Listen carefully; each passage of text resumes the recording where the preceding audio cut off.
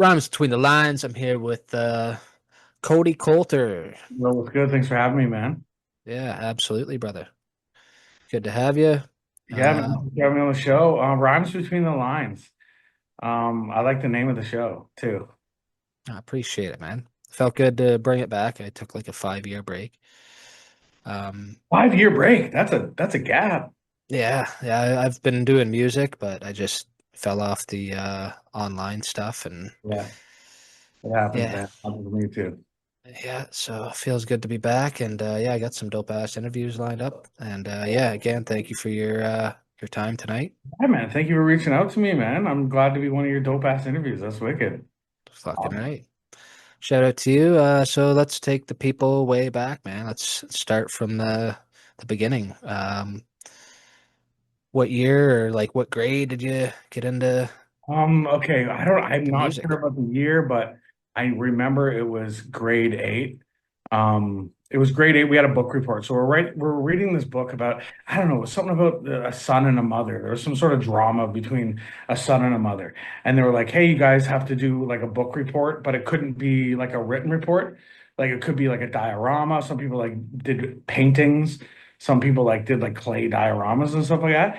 And my partner was my buddy Tanner, and I was like, "Yo, man, we're gonna make a rap," because that's when the Eminem show just came out, and I started listening to Eminem heavy when that album came out, and "Cleaning Out My Closet" by Eminem. I was like, "This is a perfect song to go with this book, man." And I do not remember a word of it, but I remixed "Cleaning Out My Closet" as a from the perspective of that kid talking to his mom, and it worked out, and. Yeah, I don't even remember what grade I got on the book report, but all I remember is that the invisible fat kid at the back of the classroom was now getting like high fives from the cool guys and the football players and the hot girls who would never talk to me before. And I was like, okay, maybe I have something here. That's kind of what hooked me, I think, was the whole social aspect of it. I was like, yo, I got like no friends. Like I'm like hiding in the woods at recess smoking cigarettes and like nobody would talk to me. And then yeah, and then I rapped and everyone's like, yo, you got something here. And it was the first time in my life where I was like, oh, this is something special. Like this isn't a normal thing. And I say that to my friends all the time, like I always like even now I can't wrap my head around it that like everyone just can't do this. Like I don't feel special that I can rap and like rhyme words really well to a rhythm. Like I feel like it's something that anyone can do. And and I remember even back then being like, oh, like people think this is cool. Like I just thought like it was something that kind of anyone could do. But I guess I got a skill, dude. Well, it's just your natural gift, bro. And I guess so. those Watch are cat. See? on those. That's kind of what separates you from like somebody who tries really hard. And no offense to people that try really hard, like go for it, man. But like when you make it look so natural, that's when you know when people are like, "Yo, you've got a gift." Like Right, right. versus being on the grind for 5 years. Like you do anything for 5 or 6 years, you should be pretty decent at it or getting there. You know what I'm saying? If you're right off the gate, people are like, "Yo." Like that's a sign, you know what I mean? That's Yeah, tapping no, I into guess one no. of I your never even gifts. thought of it like that because I do know a lot of up and coming rappers. That's kind of like my passion is working with up and coming rappers, putting up and coming rappers on. As I'm assuming that's kind of your passion as well, because like you're doing stuff like this.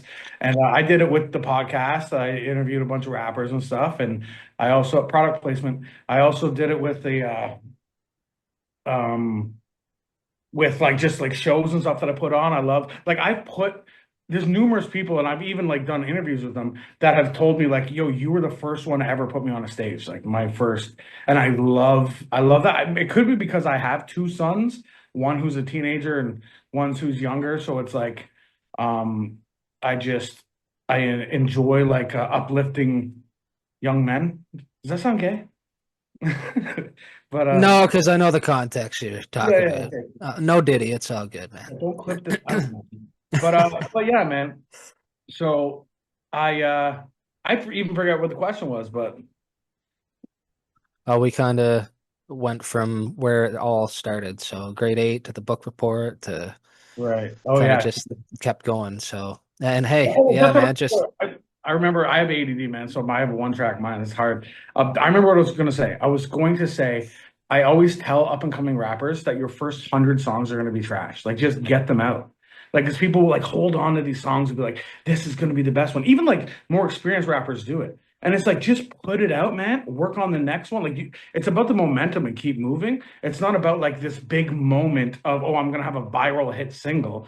It's like no, man, you're building a catalog that you can look back at, sort of thing. And while you're doing it, you're gaining traction and gaining fans while you're doing it. So don't be focused on this one drop or like hold like people will record songs and hold on to them for months. I don't get that. Like within 24 hours of me recording a song, it's out.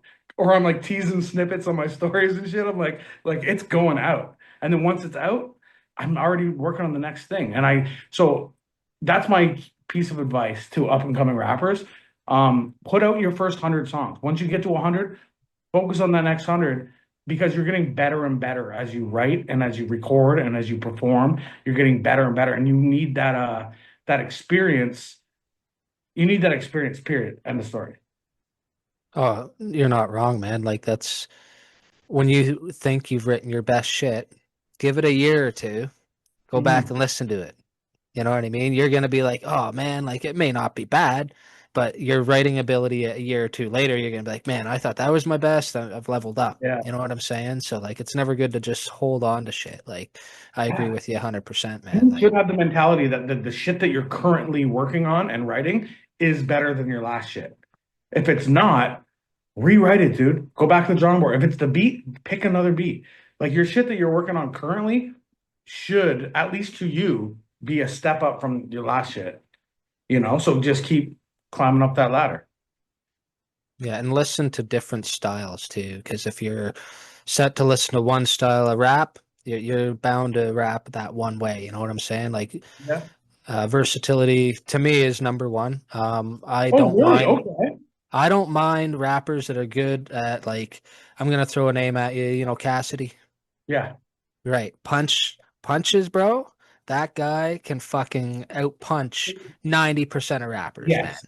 If you Yes. look at other But you skills know that he's why? got, they're not at that peak level, some of his other skills, right? Exactly. You know what But I'm no, saying? So like, I do know what you're saying, but I'm going to play devil's advocate and push back a little bit on what you're saying.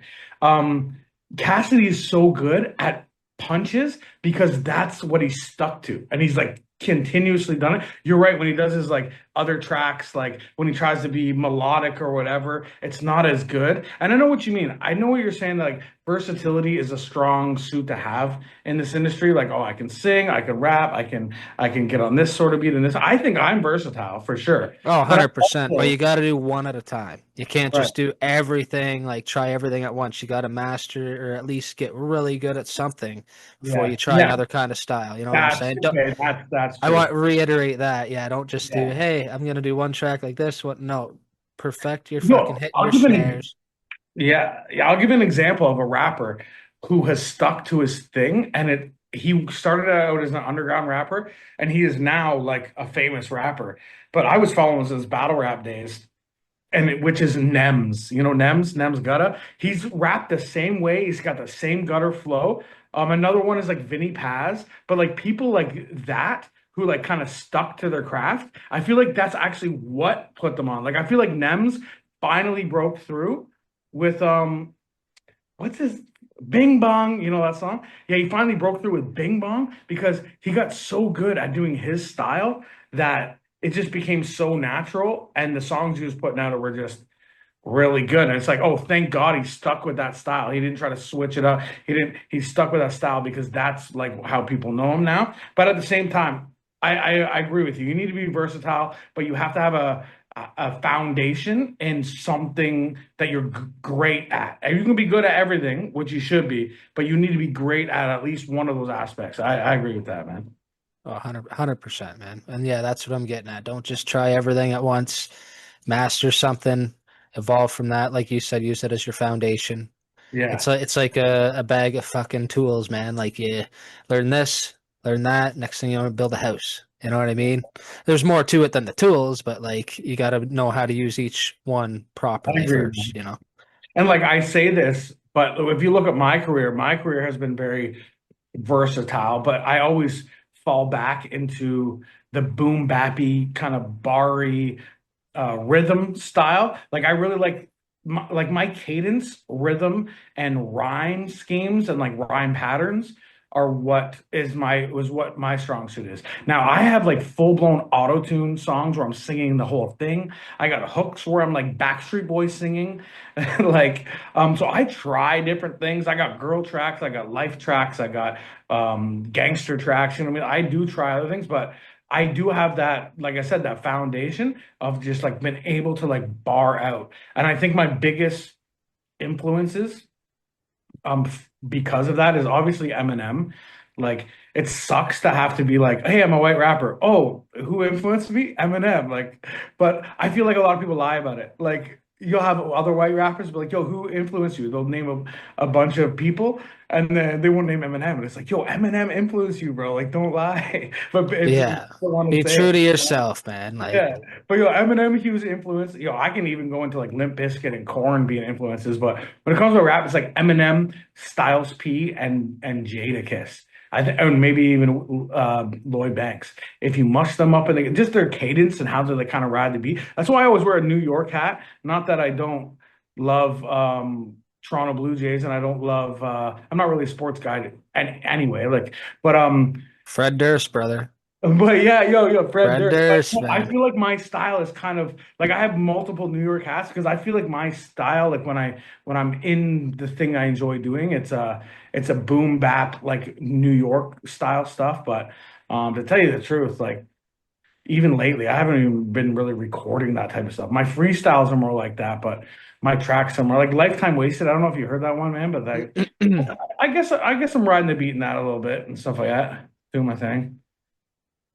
Oh yeah, and if that's your foundation, that's what your hardcore fan base that falls in love with that style, they're gonna want to still hear that throughout Yeah, dude. your journey too, right? Like Like there's not Dylan, Connor, and Jordan.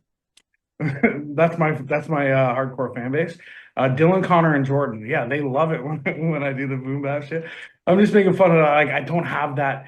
I'm trying to build a fan base. And I don't know how many fans like you can't take your views and be like, yo, that means I have this many fans, right? Or your followers. Like if I told you what my followers and what my view counts are, do you think that you'd be able to be like, oh, your fan base must be around here? Because like sometimes I feel like it's 10 solid fans, and I'm like, yo, 10 people fucking my shit. They will buy my album. They're gonna come see me in concert. Sometimes it's like, oh, I might have 40 or 50. But then I talk to other people who are like more established than me and like doing a lot better, like view wise and shit like that. And they're like, no, it's the number you need to reach is like at least 1,000 to even consider yourself like doing shit. I guess it's the money you make, kind of. I don't make any money, so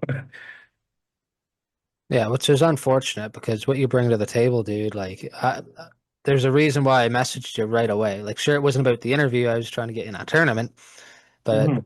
right. But Yeah, yeah, knowing that you were down for an interview, I was like, fuck, man, like, I want to dig a little bit because, like, with somebody that polished with your style, I was like, he's going to be in the industry 20 years. He'll have a lot of shit to talk about. it's a lot. And one thing that I'm trying to do with up and coming artists is really hone in on their story, their uprise as an artist, finding their confidence, and hopefully that'll encourage other people that are just starting out that feel like it's okay. Like your first Yeah, video, if you don't get 100,000 fucking views, don't worry about it. You yeah, know what I mean? Like you got to yeah, start somewhere. no, You got to start with your 4 fans, your 10 fans. You got to yeah, build from that, man. Like you don't just, oh, I failed. I put 2 tracks out and I didn't. No, yeah, like you said, dude, it's gonna take a couple hundred tracks. Anybody's a rapper nowadays too. yeah. So anybody Everyone is. like between now and say back in the 90s, you had to go hustle mixtapes. You had to go to other corners and other, you know what I mean, and hustle and put your fucking footwork in for that. Now you could sit behind a desk and do everything digitally. I I still see older dudes doing the older method, I thinking love that shit, man. A I CD, do I do like love it, but like they think they're going to get put on that way, and it's like you have to adapt. I think I did an interview with a guy named Blacks. He's one of the best rappers. Black's best Bussolini. He's from Yeah, Raw yeah, Dog Vaseline, Entertainment. yeah. Yeah, Yeah, I did an yeah. interview with him. I don't know if you Shout saw it, shout out Blacks, man. but Like he fuck, he he's said fire. something to me that it was the best compliment I ever got. But he said, you can tell that the old school bred you, but you have been able to adapt to this new school shit. And I don't know if he meant like just my rapping ability, but I'm taking it even further than that. Like when it even comes to like promoting yourself, like it no longer are you like crossing your fingers hoping a record label sees you online and signs you. Like that used to be the thing. Yo, I'm gonna pass out my mixtapes. I'm gonna do all these shows. I'm gonna promote. I'm gonna perform. I'm gonna put my posters up, and yo, somebody's gonna give me a shot. But nowadays, you are like someone can still give you a shot. But what happens more often than not is it's not people being discovered online because they're really dope and then somebody signs them. It's people building their own fan bases and building their own castles.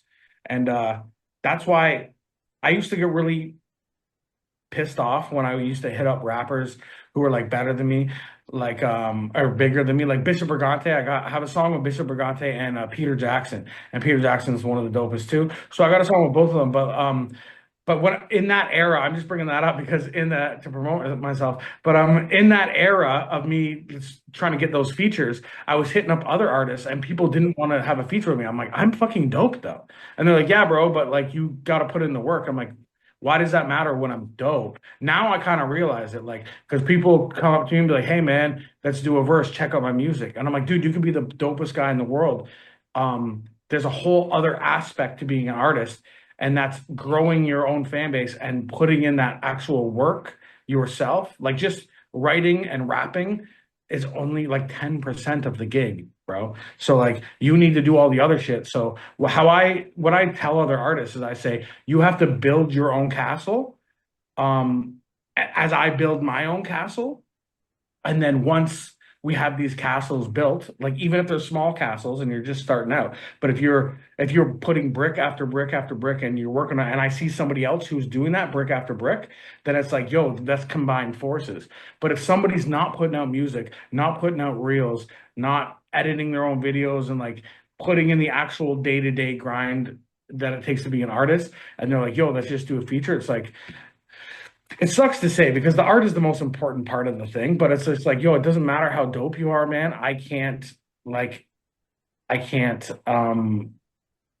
spend my valuable time making a dope song if it's not if the juice isn't worth the squeeze. So that makes sense. I just understand that mentality a little bit more now, and I didn't when I was a little younger. That's what I'm trying to say. Well, You it's good, fact. bro? It's What? facts too, man. Like, what's that? Said you good, bro? Oh yeah, There you yeah. go. That Pepsi tickled my throat a few minutes ago. But Oh, you're drinking yeah, Pepsi? No, I'm drinking grog. It's an Australian seltzer from these YouTubers called Cold Ones. What are they? Matt and or Max and Chad. They're hilarious, bro. Anyway, yo, shout out to I've never even heard of that. That's crazy. yeah, it's from Well, it's Australia. from Australia. That'd be why. It looks Japanese though, but it even has Japanese writing on it. But Peach. Bet it's fire. yo, yeah, check out Cold Ones. Yeah, man. So you touched a little bit on obviously Eminem, Limp Bizkit, Slipknot, any other kind of band you listened to growing up? Yeah, so it started out for me. Um, I think I told you this one of our first conversations. So back in the day, back in my day, so I'm almost, bro, I'm going on 37. No, I'm going on 38. I'm 37. So back in my day, when I was recording stuff on tape cassettes, and shit like that, um, we so Much Loud and Much, what was the rap version of Much Loud? Do you remember? I feel like you're. Raps. I was gonna say there's Rap City. No, but that The was on BET, right? So there's BET, but then there was like a Much Music had Much Loud, and I don't know. There was some anyway. So I my dad would record on VHSs, the because you had to have satellite to get it. My cousin had satellite, and he'd go over there, and he would record like as much as the tape would handle of Much Loud, like commercials, everything. And then I would just watch it at home, right? So I got to learn all these bands and shit like that. And I actually first saw Eminem on Much Loud. Um, I don't know if it was one of his songs with Limp Bizkit or Korn, but like Limp Bizkit and Korn were like my favorite bands. I also like Slipknot, Mudvayne, everything else, Hatebreed. But it was all these. I noticed that now that I'm a rapper, it was all the rhythmic. Like if you listen to all the like even Korn, it's all about rhythm. Like yeah, they're all like rhythm guys. Like none of it's like speed metal. I guess like Slipknot, but I wasn't a huge fan of Slipknot. It was more like System of a Down, Break. System is dope, man. I still listen to them. I Like, love System of a Down. But yeah, and his vocals and everything like, and just honestly, I fell in love with the writing of it. Like I would figure out all the words to everything. And I saw Eminem on there, and that's how I kind of got into Eminem. And then from Eminem, obviously, like Obi Trice, 50 Cent, like I just G Unit, everything. And then they used to call me G Unit in high school. I remember that as an insult, not like a cool thing. Yeah, they used to yell G Unit down the hall, and I used to fucking hate it, bro. But I was a rap kid in school, you know what I mean? So I guess I love it now. If people call me G Unit, I would salute them, bro. I'd be like, yo, what's good? G Unit's the best, bro. that's fire. Yeah, there was a kid in my high school had the nickname G Unit too, but he was no rapper. He was just drunk one night at a party, run around yelling G Unit, so they started calling him G Unit, man. Because not because he rapped, but Yeah. it's hilarious though. Yeah, Yeah. man. First album. If it started in grade 8, when did you put the first album out, you think? Oh, the Were you first in high album? school? No. Well, I dropped out of high school, man. Like, I went to like three different high schools. I never even got past grade nine. So, well, I obviously had to go back and had to do a lot of stuff. But no, my first rap was like grade eight. In high school, I got into battle rapping in high school. And that's when YouTube kind of was coming out. It was high school. So I started watching Rap Sheet DVD. Do you remember that? It was like a Toronto-based, it was kind of like Smack DVD where they had the battles in like I the don't. I wish I did because I bro, loved Smack and if you URL and rap yeah. DVD, bro, you know like 100 strong, like 100 strong arms Yeah, that yeah. with all the Toronto rappers on it. That was first like broadcasted on that DVD. It's called Rap Sheet DVD. You can even YouTube it right now. I think there's clips like Khalifa, C4, like all these old Toronto rappers, man, from the early 2000s and stuff. And yeah, so I would watch those DVDs in high school. And I was obviously watching like CKY DVDs and stuff. I was doing like I was doing some stuff like that, riding in shopping carts, breaking those tube bulbs over each other. We did some crazy shit. But yeah, I would watch those rap sheet DVDs and all that stuff. And I actually came out with my own DVD. It was called North Star DVD. And you can't even find, bro. The only way you can tell North Star DVD existed is if you watch a King of the Dot battle, Sharon's first battle ever. He's battling a guy named Sandman, aka Jamos, which was my homie who is a part of North Star, and he brings the North Star shirt. And he's like, yo, since you're a big fan here, have a North Star shirt. And it says North Star DVD on it. That's the only evidence that I have that even existed. But we like shot people with paintballs. There was fights, like actual street fights on it. There was battles, there was beatbox battles, there was like music videos, there was all sorts of stuff, man. And just like it was like a mix between like Jackass and Rap Sheet DVD. It was like the white version of Rap Sheet DVD. Like and yeah, man. So I started doing that when I was working on my first album, and yeah, then I was writing my own raps and rapping my own stuff. My first song I ever wrote was called "Hell in a Handbasket," and it was to an Immortal Technique. I forget what the song's called, but it's to an Immortal Technique beat. It's out there on YouTube, but it's my first song I ever wrote and recorded that was mine, other than the beat. Um, and and yeah, man, that was and that song is like the single. Well, not really, the single on my first album, which my first album is called "The Pen Is Mightier Than the Sword," and it came out in 2009, I think. I think it's up on YouTube and it's uploaded and it says 2008. But I think the official release date. But then I also have a flyer, a really old flyer of me, like with no beard, like super young, and it says "Pen is Mightier Than the Sword," most anticipated album of 2010. So it could have been 2000. I think that that's when the flyers were put out and stuff because I was like an unknown artist, so I just kept promoting my album like it was just coming out, even though like I've had it. I think that's what that like, but I think yeah, 2008, 2009, my first official album came out. It was mostly produced by Jay Nice of Psych Ward. So coming up, bro, I just keep talking, man. That's just I'm sorry, but I'm gonna keep going. So That's perfect. Coming up in Peterborough. That's why I started a podcast, man. Well, it's no longer going. I'm not trying to plug it or nothing, but there's 15 episodes out there, people, or like 23 episodes maybe. But but yeah, man. So growing up in Peterborough, there was these two cliques that were there was a clique called Sick Click, and it was three dudes: Rashid, Roach, Joel Siegel, rest in peace, and Rob Parker. And I only knew these guys existed because somebody handed me a CD at like a party, and I was like, "Who are these dudes?" And it was like a shitty photo of them like posed, like this in an alleyway in front of graffiti or something like that.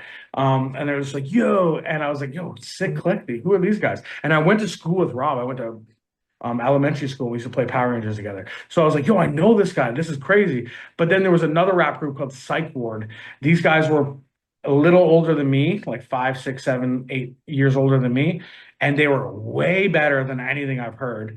They were like underground murder rap, like they were just awesome. And so, and like I said, YouTube was coming out. These guys were hitting like 100,000, 200,000, I think even a million views on their YouTube videos. And their MySpace, this is MySpace days, their MySpace was crazy, crazy followers, crazy. And these guys are, I'm like, yo, these guys are from Peterborough. That's nuts. So what happened is I mapped myself out. I went and hit up SickClick. I found out back in the day, it wasn't like online. It was like you got to find out where they live. So I found out like where they lived, who they were, and I auditioned. I pulled up and I was like, "Yo, you guys have an official mixtape out?" And I heard it and I was playing it back to back. And it's Peterborough rap. It was like I was addicted to it. So I'm like, "Yo, I want to be a part of Sick Click." They auditioned me, then they put me on my first show, and yeah, I started rolling with them. And then through them, I got a little buzz. And then I hit up Psych Ward and they started recording me. And that's how I recorded my first album was through Psych Ward. And I got Jay Nice feature. He's from Psych Ward. Kid Fade from Psych Ward. Jesse Hutchinson. He's an animal. And then Charlie Francis, aka Shallow Pockets. He's also so I got a feature from Shallow Pockets, feature from Jay Nice, and Jay Nice like produced pretty much the whole album, other than the Hell in the Handbasket joint and a couple other joints that but yeah, man, that was my first album, 2009, maybe. Long No, story. no, hey, dope, man. No, it's Ball Street, perfect. brother. Yeah. No, that's perfect. So, Hell in a Handbasket. That was your first track, you said, right? Yeah, first song I ever wrote and Yeah. well, I Is wrote, there anywhere we can find that? yeah, YouTube, man. Oh, dope, You can man. find So, I only have 4 albums officially out. They're all on YouTube. is it a music video or is it a track? That would just be a track. That would just be a Okay. track. Sick, man. So yeah, go check out the track, Hell in a Handbasket. To the Definitely. Immortal Technique beat. Yeah. Yeah. Yeah, bro. It's cringy, bro. No, I'm thinking of the lyrics. It's good though, because like your OG shit compared to now, people see the progression and hear it, you know what I'm saying? So like hell yeah, go check that out. And yeah, Yeah, and man. then The you whole album, the whole first album is dope, man. I got Jay Aches on there with a song called Money with a dope sample on the beat from Jay Nice. Anyway, yeah, the whole album. I don't mean to gas it. The whole album is cringy, but like I gotta say, yo, whole album's fire. Go listen to that shit. Yo, somebody commented when I made a post of it because I found it like a buy and sell, like a music and video game buy and sell store. The staff member's like, "Yo, is this you?" And I'm like, "What? Where'd you get that?" Like somebody pawned it, and I was like, "It was my first album signed by me." So I posted that, and like numerous people, like commented and stuff like that, saying like, "Yo, when this album dropped, like." This was the best album out of Canada, period. And I was like, what? Like people, obviously it wasn't, but I'm like, the fact that people thought that, I'm like, sick. And then somebody else is like, bro, you're the whole reason I started rapping was this album. I listened to this album and I was like, yo, I want to do this shit. And they started rapping. And the guy who said that, I don't know if they want me to air him out, but he's like a big ass rapper now. Like he's like a really dope fucking rapper. I look up to him. And the fact that he said that, he's like, yo, that first album is what started me rapping. I was like, no way. So yeah, go check out the album. It's trash, but go check it out. go check that out, man, Yeah, it's on YouTube. on Pen YouTube. is So that mightier than the sword. It's called. and Sorry, was that end of high school you said? That was, yeah, well, I kind of like dropped out in grade nine, sort of thing. I wouldn't Well, say I guess dropped out. high school-ish, like say 18. Yeah. Yeah, I would say like, yeah, 16, 17, 18. That was all that. Then Um, not then 19 brings you to being all, turn into a young man. So what happened when you were 19? Any life events or yeah, I know. Yeah, the biggest life event of my life happened when I was 19. So when I was 19 years old, I could have even been 20. Um, my father died of a massive heart attack, like right in front of me. So like he drove a taxi and I would sit in the passenger seat and we would drive around and I remember that day he's like he's like, yo, either we can like go through a drive-through and grab a bagel, or for the same price we can go grab a bag of bread, a thing of mustard, and a thing of bologna, and we can have unlimited bologna sandwiches. And I was like, bologna sandwiches. So we hell went and did yeah. that. Yeah, bro. And we're driving, and I remember he said this the day that he died, and it stuck in my brain. He said, you know, when you're at a bar and you spill a guy's beer, he's like, it's your obligation to buy him another beer. And I'm like, yes, obviously. And he's like, life is like that as well. He said, like, if it's your obligation to write something if you're the cause of it being wrong, right? Like if you fuck up somehow or you do something wrong, it's not a question of, oh, I should tell the truth or oh, maybe I should rectify this. It's like that is your obligation. And I remember he said that when you spill a guy's beer by another, I don't even think I've told anybody that, but yeah, that's and it stuck with me. Anyway, he died of a massive heart attack. It was like we were out all day driving. It was actually the day I was moving in with him. So I'm from Peterborough, always from Peterborough. My dad was like out Minden, Halliburton area. And so something happened. This big, long story short, somebody got stabbed in my house, and like there was like this big kerfuffle going on in town. And I was like, I gotta get out of town. So I called my dad. I was like, can I move in with you? He was like, yeah, I'll come pick you up. He picked me up. We did the whole drive. He showed me the apartment that I'd be living in, which I never stepped foot in again after that day. He's like, yo, check it out. I'm like, oh, awesome. He's like, yeah, I just moved in here. I'm like, sweet, man. Like, let's do this. And then, yeah, and then we ended the day. We went to my cousin's house and my dad came in the front door. Like, I came in holding a case of beer. I remember that and saying, what's up to my cousin. And my dad came in with his shirt off. I haven't even, yo, can I tell this story? I've never told Yeah, anybody absolutely, bro. Like, yeah, recorded. It's sky's the kind of a limit, fucked man. up We story. got no time limit here. So yeah, so I walk in, I would say what's up to my cousins. My dad comes in the door with his shirt off and he's like breathing heavy. And my cousins like says some shit like, put a shirt on, fatty, or like something, right? Because my dad's a jokester, whatever. And my dad snapped and he was like, shut the fuck up and walked to the bathroom. So I look at my cousin, I'm like, yo, there's something like wrong if he didn't like think that was funny. Like my dad's is a funny dude, you know what I mean? So I'm like, so he's in the bathroom. Um, like 5 minutes go by. I'm like, I'm gonna go check on my dad. I go knock on the door, nothing. I open up the door and he's picking himself up off the floor and I see blood on his face. I haven't told anybody this too. This is a very intimate moment. I don't know why. I just feel cool saying it now. But yeah, and he was like white as a ghost, blood on his face. And I'm like, what the hell happened? And he's breathing like that. And I'm like, yo, my mom has anxiety, so and my sister, so I've dealt with anxiety. I knew what anxiety was and like panic attacks and shit. And I've had some panic attacks when I was younger. Um, so I was like, yo, you're having like a panic attack or so. I didn't even think heart attack. I'm like, yo, you're having a panic attack or something. Just lay down on the couch, lay down on the couch. And I called 911. And like I said, small town, Minden, Halliburton area. So when I call 911, the paramedic that shows up is my homie, Robbie. And he shows up. He's like, oh, where is he? Like, where's the fucking guy? Like, not thinking it's a huge deal, right? Like, none of us thought it was. And I was like, yo, he's in there. And anyway, they gave him the defibrillator paddles. They gave him CPR. They rushed him out on a like a gurney or whatever they're called, up at the hospital. And then I just remember me and my cousin put on South Park, and I started just chugging a straight bottle of Wiser's whiskey, just drinking it, watching South Park, drinking it, thinking in my head, if something bad happens, I need to be because I had a drinking problem anyway, you know what I mean? So, but I remember chugging this whiskey and being like, if something bad happens, totally fine. I can handle it and deal with it if I'm hammered. So, and that's what happened. My grandmother and my aunt came into that room that we were watching South Park, and I remember they were crying. They hugged me. They said he's gone. And I remember because I was drunk, but I remember thinking, like not having emotion. I remember thinking, I'm trying to listen to the episode of South Park. I just want them to leave. Like, okay, I get it. I kind of thought that was already going to happen. You don't need to like cry and hold me and like, which that's what I needed in the moment. But like, I was trying to just drink it away, right? So, but I remember thinking that, which is a fucked up thought to have. But I'm a very open person. But I remember thinking that, like, just let me get back to watching this. Like, I want to, and that's kind of truthfully, that's how I deal with pain. I just push it away and act like it's not there and focus on something else. And I think that's why I come back to music so much. Is because some shit happens in my life, and I go, I'm going to pretend that didn't happen or that's not happening, and I'm just going to focus on this. But anyway, so my dad passed away, and that's when I already had a drinking problem, like 14 to 19.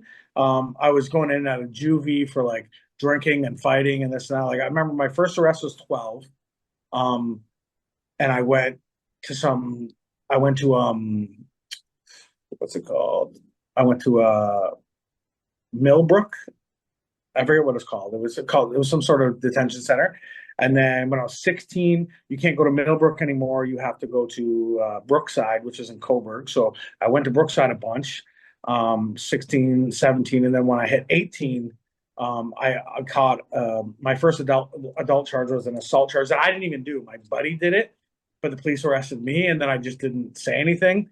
And I just kind of took the rap for it. And then I came out of jail, and it turned out that he absolutely fucked me over.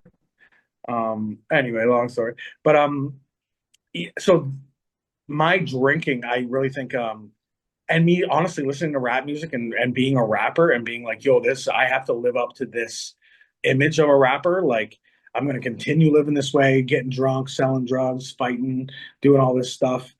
Trying to prove myself really because I wanted my lyrics to my music were real as fuck, and I was like being very vulnerable, and I was talking about like some real crazy shit that was going on.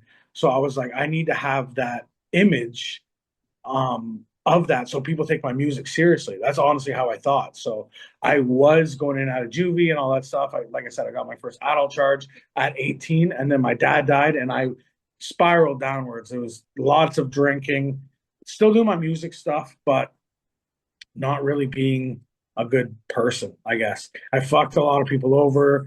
I was a piece of shit to a lot of people. I stole from people. I lied to people. I fucking, yeah, just did really shitty things that I don't really want to get into. But yeah, just really shitty things.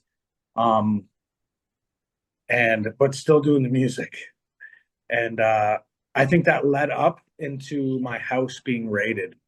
Um, I think I was about 25, maybe 26. My house was raided.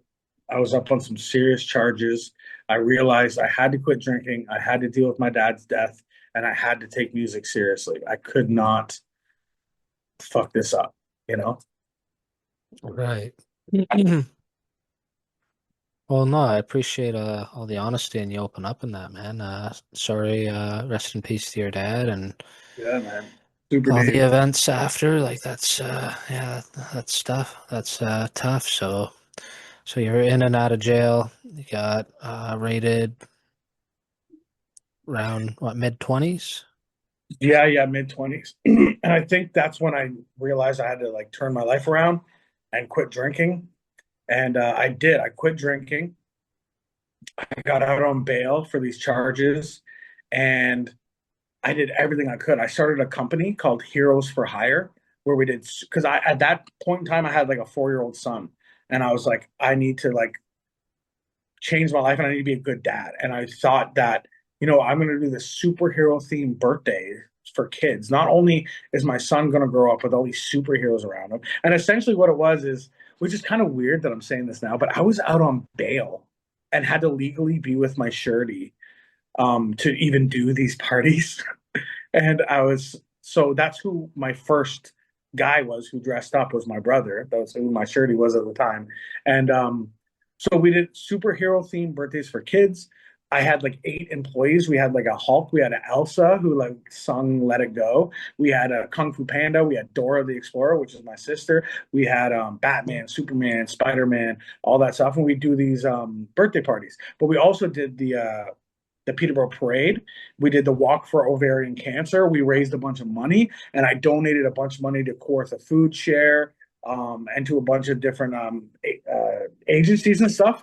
And that really went good on the judge. Let's just put it that way.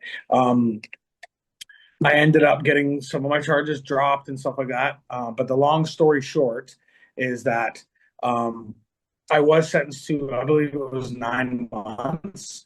But before sentencing, the judge said to me, it would be a detriment to society for me to take you out of it and put you in jail because of all the good that you've done. And so that's another thing. Just like I said with that rapping, when I started rapping, I was like, oh, I found something. Like this is, it was the same sort of moment where I was like, now it's not the popular girls and the football players. Now it's like the most respected people in society are judges, which like I don't respect them, fuck them all. But you know what I mean? Like the most respected people in society is telling me how great I am. And everybody else too, like my friends and family, they're so proud of me turning my life around and stuff. I was like, yo, this is kind of what I want to do. And that's what kind of made me realize that doing my rap thing for so many years kind of taught me how to run a business, how to market, how to get my name out there. And I was like, I can do that for other things. Um, Heroes for Hire didn't really go anywhere. Um, but we did some cool stuff, but I respectfully just walked away from it, went back to just doing music full time and stuff like that. Um, and yeah, I don't really know where to go from there. Yeah, I turned my life around. I did that. I did the Heroes for Hire. I kept doing music, and I came up with a secondary company. This one was called Flame Spitter Hot Sauce, and I just thought it was dope. I was like, "Okay, I'm a rapper. I can sell hot sauce to my fan base. Hot sauce has a year shelf life. I'm like, this is a perfect thing. I can sell it at shows. Doesn't need to be refrigerated. I can have it at merch tables. I can sell it at shows. So I put myself on the bottle, a little cartoon version of myself. I'm sure you'll put up a picture of it here or something like that. And and uh, and yeah, man. And then we launched the website and we sold $1,000 worth of hot sauce overnight, like boom, overnight. And I say we because okay, so at the time when I thought of this company, what the bottle was going to look like, everything else, started building the website, the Instagram, all this. I realized, yo, I want to market this shit. I'm like, I don't know how to make hot sauce. So I knew I had to make hot sauce, and I was kind of putting that off to the end. I'm like, I'll figure it out. I thought I would only make a couple batches. Like, truthfully, I just wanted to sell it as merch, right? Like, I didn't want it to be a huge business. But I hit up my buddy Mitch at the time. He's a chef. And I said, yo, dude, I'll give you half of this company if you come up with a recipe and cook the sauce. And then we'll bottle it, we'll package it, we'll sell it. I'll do the Instagram, I'll do the marketing, I'll do all that shit, right? And he was like, yeah, for sure. I'm not going to get into like kind of how that fell out, but it was some substance abuse issues and addiction issues, not on my behalf, that kind of made me feel like I needed to walk away from the business. And I did. I sold my half to my partner. I came back to music. But now, currently, my cartoon little face, those hot sauces are in Sobeys, Foodland, Freshco, like 300 plus locations all over Ontario. You can pick up Flames for hot sauce. There's barbecue sauce. There's like 3 or 4 different flavors. There's seasoning. There's Caesar mix. There's anything you need, man. Flamesplitterhotsauce.com. I can't believe I'm even shouting him out, but he's the homie. He kind of fucked me over, but like I'm not here to fucking shit on anybody, but yeah, man, he's doing this thing with the hot sauce company, and which is good, man. I wish him nothing but the best, you know. Um, and then that kind of leads me into what I'm doing now, which is, am I forgetting anything? Do you got any question you want to No, get to? everything's, yeah, you've went from your childhood right to the hot sauce company, man. I think you've covered, unless there's any life events in between. Like, There's s- lots, dude. is there Bro, we could something do a that whole. like you've been through, say, that you haven't fully processed, or maybe that shows up in your music, that's like your way of getting it out? You know what I'm saying? Like, Yeah, no, yeah, music has always been. my my outlet, and always been like my back pocket thing that I'm like, yo, even if I get kicked out of school, even if I get arrested, even if this girl doesn't love me anymore, even if I'm like, yo, I still have this, and it's like a it's like a golden ticket. I felt like, you know what I mean? So now, and I don't mean like I'm gonna be rich and famous because I can rap, but I still have like I love writing. I love the writing aspect of rapping. I think in another time I would be like a songwriter and a ghostwriter and just like write for people. I really enjoy lyrics and writing, but I also enjoy delivering it. I really like being on stage. I like performing. I like delivering it. But so I always had rap, like no matter what was going on. So, and even throughout these businesses, like the hot sauce company, the Heroes for Hire, I also had a merch company where we did like, it was called the Merch Club, where you could sign up and get merch every month.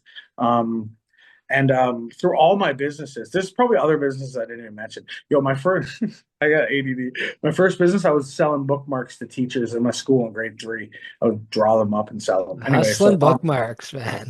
but through all Got to but through start all of somewhere, this, right? exactly, bro. Exactly. Well, to tell you the truth, I said it was this is my scamming ways showing up early too. I told all the teachers it was for cancer, for to donate, and I collected all this money, and then I went and bought a bunch of Doritos and Pepsi with my friend, and then that was my first suspension as well. Um, but Damn, I that's know, deep. bro. I we could do a full podcast just on like my arrests alone, and like just like jail experiences, like fights I've been in, and like the crazy shit I've been through. So we are kind of skipping through my whole life, which is fine. This is kind of good. This like an introduction to me. But if you listen to my music, I do go more in depth with a lot of stuff. Like I have one song where I talk about crashing a car and almost killing my friend, and the shit that he's gone through. And it's called Skeletons. It's all about having skeletons in your closet and the shit you have to live with that you've done, you know. And that's one that still to this day haunts me. And he's my homie to this day. Like I interviewed him on a podcast. Um, but but yeah, man, it was just drinking and driving. I was 17 years old, man, and I also talk about my dad's death in that song as well too. But yeah, I've always had music, man. I've always through the businesses, through everything, and that's when I kind of the new business that I want to kind of get into. Um, the reason why, so back to the hot sauce. I started the hot sauce company because I worked at a burger place. So somebody told me who was smart said, take what you're really good at, which is music and rapping, combine it with something that you already do. So you're already inherently better at it than people who don't do it, and combine that. That's why I came with the hot sauce. So I thought, okay, I want to start another business. I want to do something. But instead of like combining things, I was like, okay, it's going to be based around rap. I know that. I've rapped my whole life. My whole life has led up to this, to where I am right now. And I said, what do I want? Like, what am I good at? Yes, but also like, what's the end goal of life for me to be proud and be like, I got there? Because I'm telling you, it's not money and fame. I need money for sure. It's money, but I mean, like, I don't need to be rich. I don't need to be famous. That's not what I've ever been after. So I'm like, what am I even after? And I realized that I now have two sons. One's in his teens, one's a little bit younger. And raising these boys, I take a lot of pride in. Also, my music and stuff like that, I take a lot of pride in. And my my city, Peterborough, has a newspaper called The Examiner. And when I changed my life around and did Heroes for Hire and was doing all these donations, The Examiner actually did a story on me, front page of the newspaper, saying criminal turned his life around. I'm sure you'll put that up too. Turned his life around for music. So, like when I said I had this epiphany moment with the judge telling me that, with me being in the newspaper for like doing good, I realized like what I want to do not only is music, because I love doing music, I'll never stop doing that, but I want to do good in the world. I want to help people. I want to help people who are going in and out of jail and juvenile facilities and don't have music like I had. You know what I mean? Don't like that was my whole reason to quit drinking and to do good and to change my life, is because I wanted to do something with this music. I had that golden ticket in my back pocket. Now there's kids out there who could be really good at music and really good at rap, and maybe they don't know it yet. Maybe they're too scared. Maybe they don't think they can perform on stage. Maybe they need some help. They need someone to guide them. Maybe they don't even know how to write a rhyme or where to start. And I kind of want to help those kids. I want to help those kids. But not only that, dude, there's grown ass men out here that that bought a mic, record themselves. They're not good at writing. They're not good at rapping. There's so many rappers who are not good at rapping and no one is telling them, and they're just going out and they're just being shitty. So I want them to be rappers, bro, but I want to help them. I want to be able to help these people who are like, yo, bro, you need to work on your pen game. You need to work on your confidence. You need to find your voice. You need to figure out your purpose, why you're doing this. So I want to help people starting out in rap. I want to help people. I'm not promising to get anybody famous or make anybody rich. That's not what this is about. This is about I can promise that I can, when I'm done working with you or when you're done with my services, you're going to be a good rapper. You're going to be a good rapper. You're going to get cadence. You're going to get rhyme schemes. You're going to get how to perform and not do the figure eight across the stage that everybody does looking at the ground. You know what I mean? Like, I want to help kids get out of the streets and onto the stage and be confident in the booth, recording their music. And I want these, because anyone can get a mic. Anyone can get their shit mixed and mastered. Anyone can like even go to an open mic and get on stage. But there's a foundation, right? The foundation is the writing of it. And bro, people look up to people like Lil Wayne, which I do too, and stuff, who promote not writing, who go, yo, I don't even write anything. And I have homies who don't write. They go in the studio, they just record whatever's coming to them. I'm not saying that that's trash. I'm not saying that that's not good, but I want to bring back the art of rhyming through education. No, that's fucking dope, man. And like the newer generation too that aren't as familiar with the OG grind of hip hop from the 90s, that the bar heavy guys, like there's a lot, don't get me wrong, there's bar heavy rappers that are newer rappers, but the auto-tuney, Yeah. less hardcore hip hop rappers are what I'm talking about. You know what I mean? Yeah, Like yeah, exactly. the Bro, like the core of hip actual art hop, of like rapping. Yeah. yeah. Yeah, So the that's art what of you're rapping. trying to keep alive and revive and keep in the culture, Hell right? yeah, So man. so Yeah, we need definitely. more of Well that, said. bro. Like, cause we don't want it to be just one day all auto-tuney or Airbnb. Yeah. Like, you know, there's more than one But even with the style, like auto tune stuff, subgenres and man, shit. like, There's a genre for that, bro, or even there's the a people who niche are for that, doing, man. Like, for sure. Just it's but not even the all what people who hip are hop doing is. that, they still need to, yeah, man. But yo, even the people who are doing the auto tuning and the melody things, they still need to be good at writing. They still need to understand why rhymes sound good. Why does it sound good when things rhyme? Why does the song sound better? Like, there's actual like songwriters who like write the biggest songs, you know what I mean? Like they can tell you that it's a skill that you develop and it's a skill you need to work at. And coming into this rap shit, even if you're a melodic rapper, if you're like, yo, I'm never written anything in my life, I don't even write. Um I think they're losing out on a lot of and a lot of fun, dude. I love writing. So the company is called Rhymecraft. The website's going to be rhymecraft.ca. It's not up and running as of right now. Well, even when this is out, it might not be up and running, but it's rhymecraft.ca.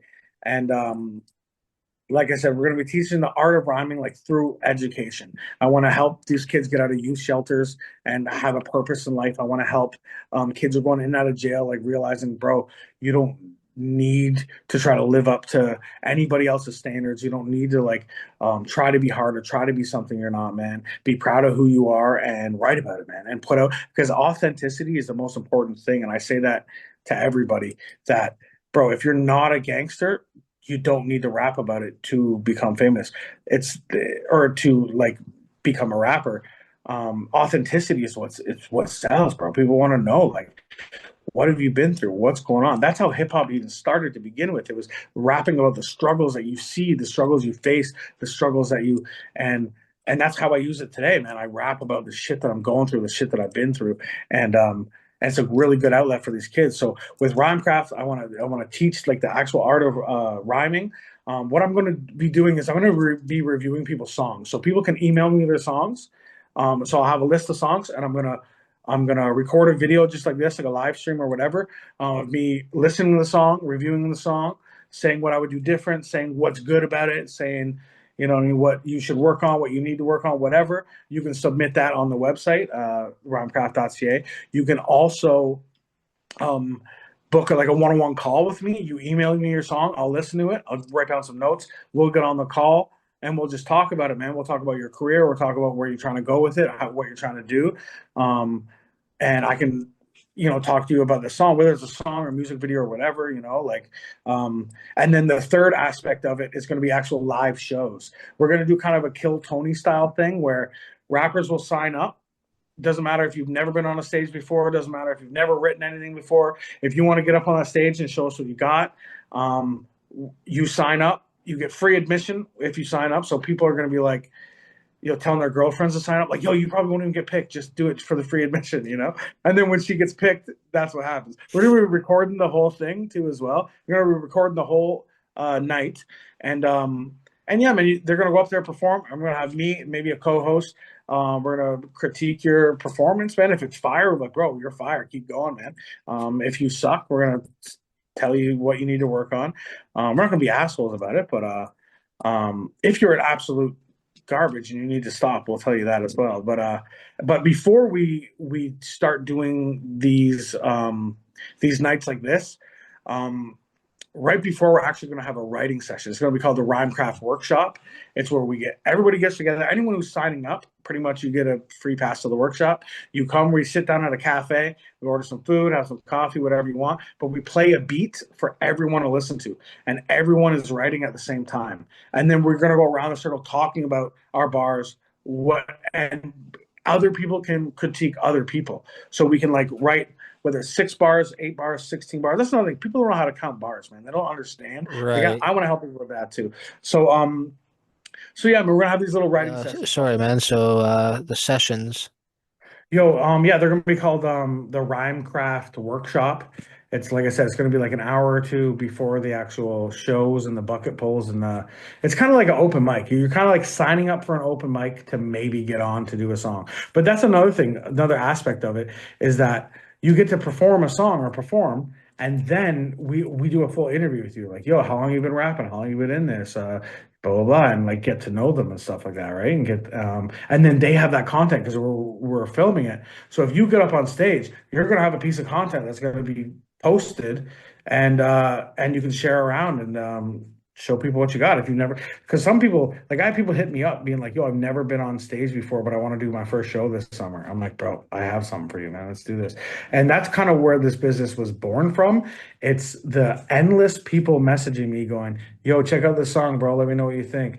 Yo, I'm a rapper. I just got into it. Tell me how to get my first show. Yo, tell me how to start doing this. Or yo, what do you think about this?" And they send me just like paragraphs of writing, and I can tell. I can be like, yo, your writing needs to get better, man. You need to, but also I need to hear your cadence, your flow, so, and I thoroughly enjoy doing that. I remember I was staying up until like 2 a.m. and had to work at 6 in the morning because I'm on the phone with some rapper from Nova Scotia who I've never met before in my life, telling him how to start, what he should do, where he should go next, writing skills and all this shit like that. And I'm like, I clearly like doing this. I'm taking my time in doing this.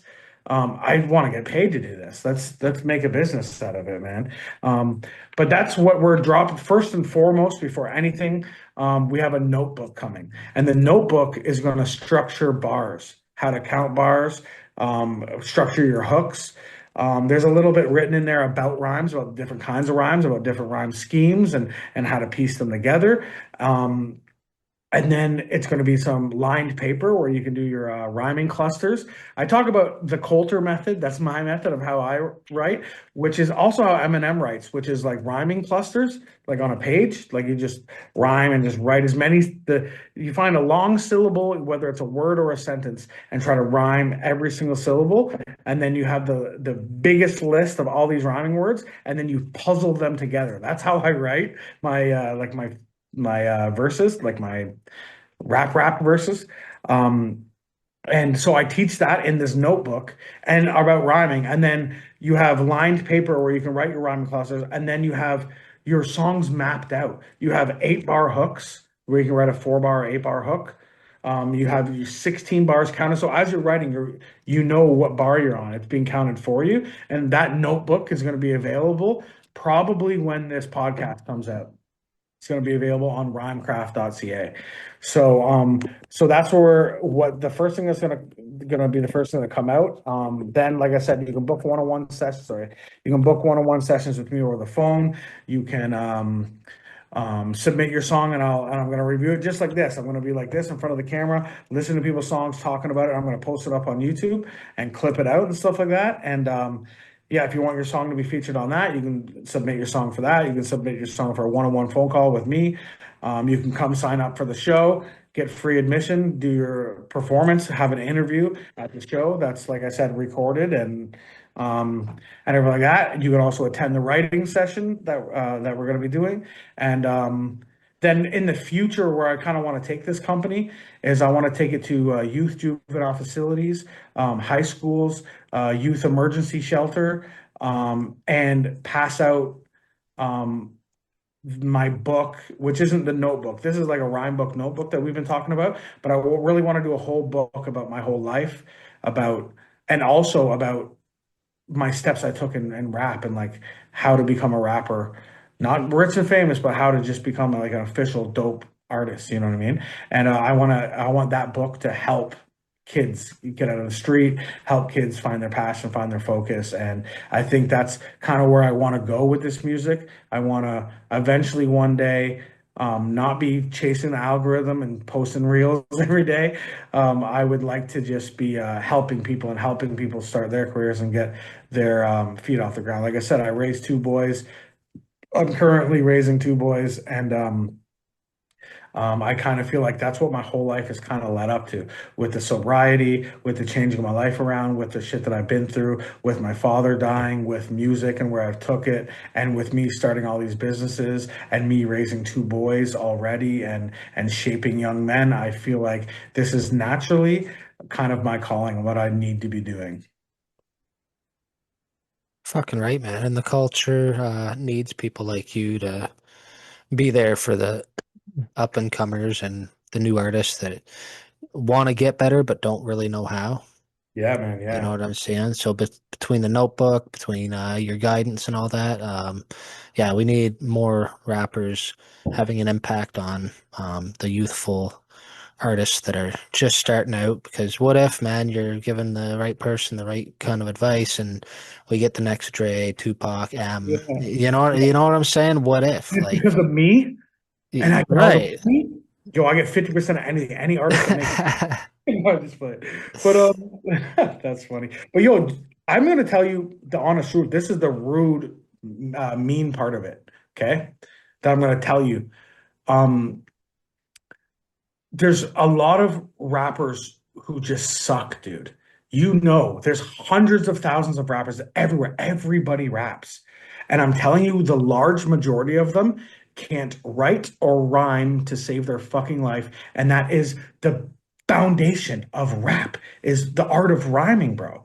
So that's really what it is. It's like I don't want another wave of kids to come up just freestyling their bars and not writing and just being trash and putting out trash music. Like I want to help these kids who have this potential, who have this drive, who do want to get out of the streets, who do want to get out of whatever situation they're in, whether it's homeless shelters or just not having a future, man. I want to give them that potential. But the thing is, that potential isn't there if your foundation of writing isn't there, man. And that's really what this is I'm doing a public service, telling all of these millions of shitty rappers out there to pick their pen up, start writing again, practice your craft, get the foundations and the fundamentals of rhyming and actually rapping. Um, Before you're chasing an algorithm and before you're trying to get your shit out there. Get your 100 songs out. Start writing, practice writing. The art of actually writing and rhyming needs to come back, especially to the youth. And I'm here for that. Mic drop. That's fucking fire, man.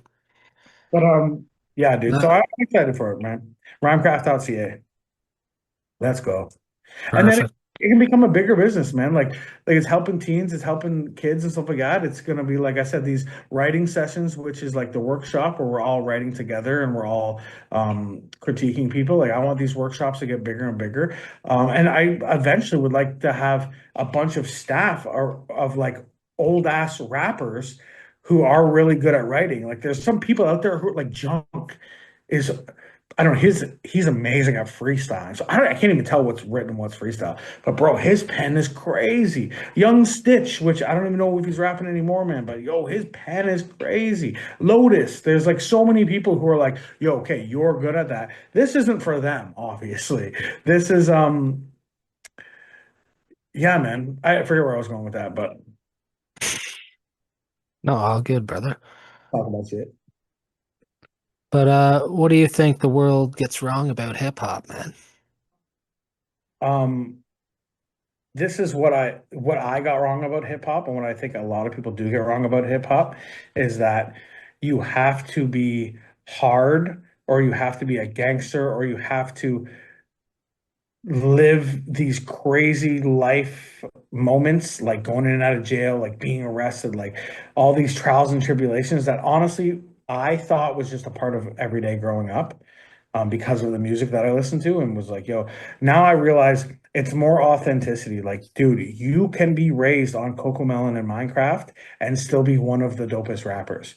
But I swear to God, but um, you can't rap about moving bricks and carrying guns and being like, bro, you rap about the actual shit that you went through. Like when your craft dinner wasn't done and Cocomelon ends and you need the next show on, but your mom's cooking your craft dinner. That's some shit you're going through. Write a song about that, bro. Um, that's half a joke, but I mean, like, yo, it's serious. Like, people go through heartache. People go through relationships with their parents. People go through people passing away. And some of the greatest songs are about that, are about like the death of a loved one, or honestly, a breakup, a heartbreak. Like some All of the that shit connects with people, man. It's yeah, relatable. You just know be what I mean? authentic. You Like, don't need to be in the streets. You don't need to fucking do that, man. And I went down the wrong path, and honestly, I wish that I didn't. And I want to guide these kids out of that path to be like, yo, you don't need to be like, yo, I'm a rapper anyway, so like I should just keep like, bro, you can make the decision now to turn your life around. Like, yes, people around you are living like this and doing this, but man, there's more for you out there. That this music shit is out there for you, dude. Like you don't need to think your only way out is fucking, hanging out with the gangbangers and selling dope and doing all that stuff. And that's what happened with me, man. I was growing up, like I had all these people around me who were selling drugs, who were going in and out of jail and shit like that. And not only that, I'm the rapper guy. So like I'm and I really could have separated myself and be like, you know what, guys, I love my music too much. I'm not gonna go to jail. I'm not gonna go do this B&E. I'm not gonna go steal that car or whatever. Um, and I didn't because like I had an image to uphold. I was the rapper. I needed to fucking uphold. I'm like, yeah, man, give me the fucking keys. Let's go, bro. Like, and I wouldn't even second guess it. But now I guess it's honestly that lesson does just come with getting older. But at the same time, man, it's like it's a lesson that could be learned a lot younger. And I think. yeah, man. Sometimes being the rapper, you feel like you got to do what's hard. You know what I'm saying? You got to do Yeah. because your image is up for stake and all that shit. Yeah, So bro, that's why like with all the diss battles and shit like that. Like back in my day when you started out, bro, like you had to be hard. You couldn't be fake. Now it's about authenticity, man.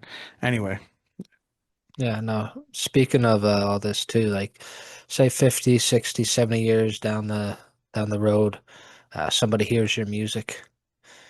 What do you want or hope that they understand about your life, man? Because you're a real lyrical, message-driven guy. Like, what's one thing you'd want them to understand about your such a life? good question. Such a good question, man.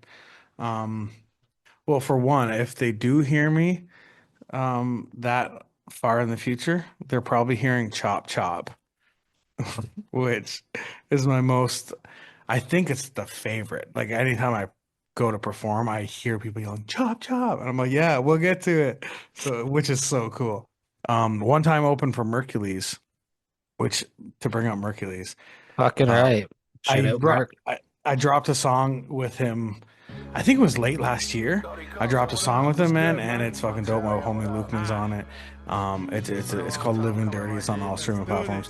But I was opening for Mercules in Belleville once. I've opened for him a few times, but one time in Belleville, I've never been to Belleville before. I've never performed there, nothing at all. I get to Belleville, I perform, and I start doing Chop Chop, and the crowd's singing it. And I'm realizing they're not just singing Chop Chop, like they're singing the things in between. So it's a repetitive hook that goes chop chop. And then I say something, chop chop. It's like chop chop, I'm coming for your spot. Anyway, so they're singing like I'm coming for your spot. These people want to see me fail, want to see me flop. So I told them chop chop. But usually people sing the chop chop part because you get it pretty quick. But they're singing it. And so I get the DJ to stop and I'm like, yo, you guys know this song? And they all go, yeah. I like this great fight, bro. It was the best. I started crying on stage, bro. I was like, yo, this is the best feeling ever. Like Belleville's only like, I guess I don't even know where you are, man, but Belleville's like an hour and a half away from here. It's just another city, right? It's like it's as big as Peterborough. It's another city. I've never really been there, right? But it was just so cool to see my music traveling that far. So anyway, they would probably hear Chop Chop, and the one thing that they would get from that song and from kind of my whole career is that it's never too late to fucking put the bottle down. It's never too late to change your life around. It's never too late to put music first. Um, you know, before your ego, you know. And yeah, there's and to keep going, man. Keep going. That's what Chop Chop's about, is keep going. Keep Don't procrastinate. Just get it done. You know what you got to do. Keep going. Never give up. Maybe that's the end slogan. Never give up. Follow Fucking your right. dreams, kids. That's Follow some, your dreams, kids. that's some real shit too, right? Never give up, man. Never settle. Always grind. Always fucking put your best foot forward and shit, you know? Um, when you were 10, like, think back when you were 10, how would you feel of the man or the person that you've become today, man? Would you be proud of yourself? Would you be like, you know? Um, yeah. I'd be like, you got your own apartment, bro? Yo, you can drive, dude. Yo, we can just like eat Doritos. We can just eat Doritos and ice cream. Yeah, I would, I would think I'm pretty cool. I'd be like, yeah, no, I think I would be. I'd be more proud of myself as a 10-year-old looking at me now than I am of me looking at me now. I That's don't some, even really feel proud of myself. I feel like I'm still not good enough. I need to do more. I need to be more. I think I have to, that's an issue that I have with myself. But I think that's why I'm so ambitious and why I work so hard. It's because I'm so hard on myself. I don't think anything's good enough. I don't think anything I do is good. But well, yeah. What is it, or what's something that you're still trying to prove, man? yo, I'm getting, you know what? I just smoked a joint, so I'm getting so like in my head because that's not true. Like I'm confident in myself. I know I'm good at some things, and I didn't mean to cut you off, man.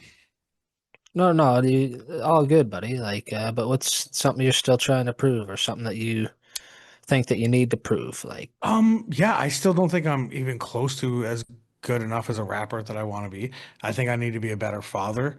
I think there's a lot more I could be doing as a dad, and I should be doing as a dad as my responsibility. I think I'd be better at my job. I work pest control 40, 50 hours a week. That's what I do. That's my profession, is pest control. And I can be way better at my job. Um, yeah, I'm hard on myself. I should be eating healthier. I should be exercising more. I should quit smoking for sure. Like, yeah, so and I think that that's why I keep working too, is because it's almost a distraction from having to deal with my actual issues that I need to do. It's just like, no, you know what? Keep writing, keep following, keep chasing this dream. So it's kind of a monster, bro. I have a song called Murder. It's actually my next song coming to Spotify. And that's what that's about. It's about the stress of chasing success is steady killing me. The steady, like, yeah, I'm gonna break myself trying to break into the industry. That's like the catchy line. But but yeah, man, and it's just about it's a never ending um thing, and you got to keep doing it. And what's keeping me doing it is the fact that I'm hard on myself, and I hold myself to a high standard, just like Justin Timberlake said in his arrest video. You see that? Oh yeah, I sure did. Yeah. He was using songs from his actual, I mean, lyrics from his actual songs, like from Bye Bye Bye and shit like that. He was like actually like, yo, you really trying to make it tough? I'm just trying to tell you that I've had enough. Like he was like, bro. Anyway, Gone. I love JT. Shout out to JT. Hopefully he sobers up. I hope he sobers up, man. What's a bar that you've written or from a track that most people don't realize is like a deeper meaning behind it? With everything we've talked about today, Everything. you know Bro, what I the mean? main Like, thing I would say is anything you hear in my music is real. I talk about some shit and people are like, yo, I thought you just like made that up for a story. I'm like, no, bro, that happened. Um, yeah, I have a song, the Skeleton song, um, where I talk about my dad dying and I talk about almost killing my friend and stuff like that. And I think that that really like when you listen to it, it just sounds dope. I'm like that that that that that that like I'm just like rapping. And but like if you actually slow it down and hear what I'm saying, it's bro, I had this okay. I found the line, okay? It's I have a good rhyme scheme where I go, I got the heart of a bear and the no, arms of a bear and the heart of a lion, sight of an ox and the arms of a giant. I hold my pants up with the stars of Orion. Like I forget what song. Oh, it's no, it's not skeletons. It's I forget what it's called, man. But yo, it's that's one of my favorite lines that I think that I've written. And I just dropped a freestyle, the one that hit 45K. I have some lines on that as soon as I step in the room, they start panicking. They all scrambling and they stand in like pause mannequins, run into the back and they yelling out, call management. They just don't understand that the energy's gargantuan. Like, bro, that's those 2 bars there. Or was that 4? I don't know. Um, for that's my favorite shit that I wrote. Right now, that's my favorite, that freestyle. dope, man. And where can they find that freestyle? YouTube? Yeah, man, follow me on Instagram, Koty.Kolter. Follow me on Facebook. It's yo, I'm on YouTube, TikTok, everything. I dropped Follow them me everywhere. handles all the same. Yeah, mostly all the same. Just type in KOTYKOLTER. You'll find me. I'm out there, bro. Dope, man. And to wrap it up, if this was the last interview you ever did, bro, like whether that's the internet going down forever, just never able to have another interview again, what's some truth that you'd want some people to hear? Some hardcore truth, man, about you, Yo, your life, just in general. What truth would you want? some hardcore, the hard truth for everybody is that there's no one coming to save you. Um, you have to do this shit yourself. If something's not working, you can't blame anybody else. Take responsibility. The same lesson my dad taught me about spilling somebody's beer and you got to clean it up. Take responsibility for your own actions. Own up to your shit. If your life's not working out, you got to change some shit. If your career's not working out, you got to change some shit. Can take complete ownership of your faults, of your wrongdoings, and keep moving forward. Fucking right. That's solid, man. Mic drop. I like it. But Fire. And I yeah, dude. really appreciate the interview tonight, man, and your time and everything Yeah, that man, of course, happened. man. I thank you for having me out, man. I like doing this. This is cool. Oh yeah, I well, interview people, but I don't get interviewed a lot, so this is cool.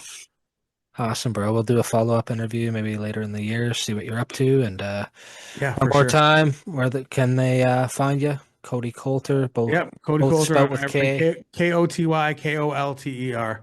Find me. I'm out there. And yo, look out for Rhymecraft, rhymecraft.ca. That's tighten up your lyrics, bud. Fucking right, bud. All right, bro. All right, See you, man. appreciate you, bro.